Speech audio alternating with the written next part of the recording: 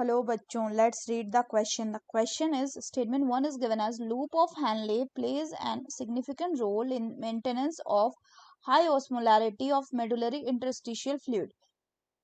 Statement 2 है conditional reabsorption of Na plus and water take place in the proximal convoluted tubule. Option है both statement 1 and 2 are correct. दूसरा है both statement 1 and 2 are incorrect. तीसरा statement 1 is correct and 2 is incorrect and चौथा statement 1 is incorrect and 2 is correct. तो आइए देखते हैं हम इसका की कंसेप्ट.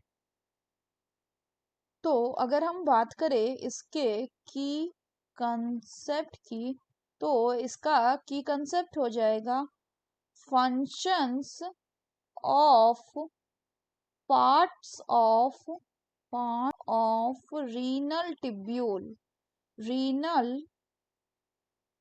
तो अगर हम बात करें बच्चों सबसे पहले किसकी, नेफ्रॉन की, तो आपका ये जो नेफ्रॉन होता है इसको कहा जाता है structural and functional unit of kidney.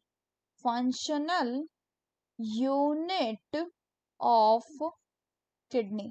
और अगर हम बात करें तो ये जो नेफ्रॉन है इसके मेनली दो पार्ट होते हैं. एक को कहा जाता है ग्लोमेरुलस जो कि टफ कैपिलरीज होता है. दूसरे को कहा जाता है क्या, रीनल टिब्यूल. अगर हम फर्दर बात करें तो ये जो डायग्राम है ये क्या है, ये एक आपका नेफ्रॉन का डायग्राम है जिसमें अगर हम इसको लेबलिंग करें तो ये क्या है, this is the tough capillaries which is glomerulus जो कि किसके पास प्रेजेंट है, जो कि प्रेजेंट है एक कप शेप्ड स्ट्रक्चर के अंदर जिसको कहा जाता है Bowman's capsule. This Bowman's capsule then leads to a coiled structure called as proximal convoluted tubule. और यहाँ पे majority of water and electrolyte का क्या होता है, रीएब्जॉर्प्शन होता है.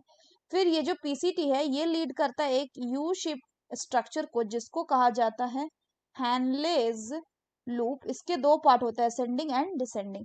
फिर ये जो हैनलेज लूप है ये लीड करते एक highly coiled structure which is called as the distal convoluted tubule और the DCT which opens up into a straight tube like structure called as the collecting duct. तो अब अगर हम बात करें बच्चों किसकी, क्वेश्चन की, तो क्वेश्चन में बोल रहा है कि loop of Henle plays a significant role in maintenance of high osmolarity of medullary interstitial fluid. तो ये स्टेटमेंट बिल्कुल करेक्ट है कि जो आपका ये लूप ऑफ हैनले है ये किसमें रोल प्ले करता है, it plays a important role in maintenance of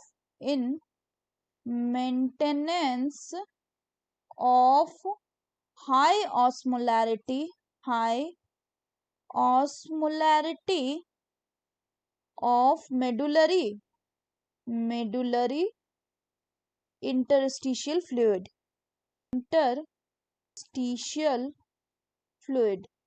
next अगर बात करें तो नेक्स्ट बोला गया कि conditional reabsorption of Na plus and water जो ये प्रॉक्सिमल कॉन्वोलेटेड टिब्यूल में होता है, तो ये बिल्कुल गलत है क्योंकि conditional reabsorption of Na plus and water कहाँ पे होता है, डीसीटी में. तो यहाँ पे हमें देखने को मिलेगा क्या, कंडीशनल रीअब्जॉर्प्शन किसका, of Na plus and water का. साथ ही साथ यहाँ हमें देखने को मिलेगा सिलेक्टिव सिक्रीशन होगा यहाँ पे किसका, हाइड्रोजन आयन का, पोटेशियम आयंस का एंड NH3 का, टू मेंटेन दी पीएच. यहाँ पे हमें conditional reabsorption Na plus and H2O के साथ साथ यहाँ पे हमें देखने को मिलेगा रीअब्जॉर्प्शन किसका, यहाँ पे हमें HCO3 माइनस का भी रीअब्जॉर्प्शन देखने को मिलेगा.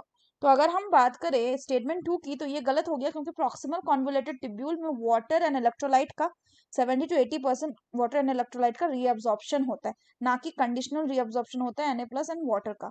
तो यानी स्टेटमेंट 1 जो है ये करेक्ट हो गया और 2 जो है वो रॉन्ग हो गया. सो the correct option will be option 3, that is the statement 1 is correct and 2 is incorrect. So that's all for the question बच्चों. Hope you understood it well. Best of luck.